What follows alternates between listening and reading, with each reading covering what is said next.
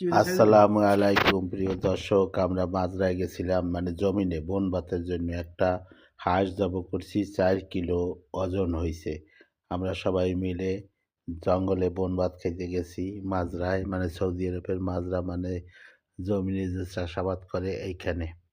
যাই হোক, আজকে 5-6 জন মিলে এইটারে আমরা জঙ্গলে বসে রান্না, তারপর সবাই মিলেমিশে খাবো একসাথে। সবাই গাড়ি নিয়ে এই জমিনের ভিতর যাওয়ার পরে হাঁসটা জবাই হয়েছে, সাফ করছি, এখন কাটতে হবে। কাটার পরে সব কিছু রেডি করছি। এখন এই সব কিছু মাখাইয়া জোয়াইয়া একসাথে আমরা পাকাবো। পাকানোর ব্যবস্থা করছি, বাবুর্চি আছে।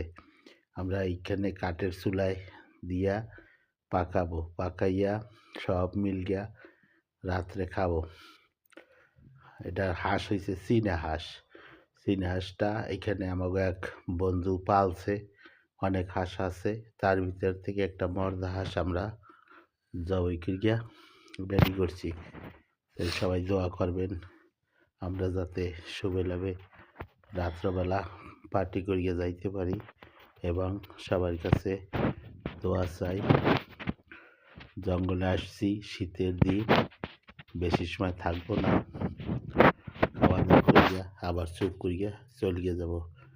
যাই হোক, প্রচুর তৈরি হয়েছে, পাকটাও ভালো হবে ইনশাল্লাহ। কাঠের পাক একসাথে সব কিছু দিয়ে পাকাইয়া ভাত পাকাবো, অন্য কিছু পাকাবো না।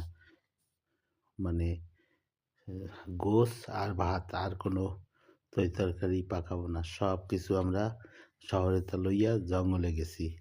সৌদিরা যেরকম জঙ্গলে খানা খায়, আমরাও আজকে এইভাবে একটা পার্টির আয়োজন করছি। ওকে, ধন্যবাদ।